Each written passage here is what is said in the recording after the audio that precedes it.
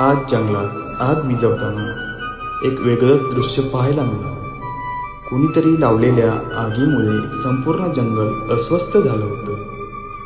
धूर आणि जळत्या वासामध्ये एक सारंग कुळातील छोटंसं हरिण इकडून तिकडे भटकत होतं.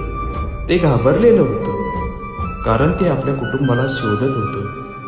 त्याच्या डोळ्यांमध्ये भीती, असहायता स्पष्ट दिसत होती.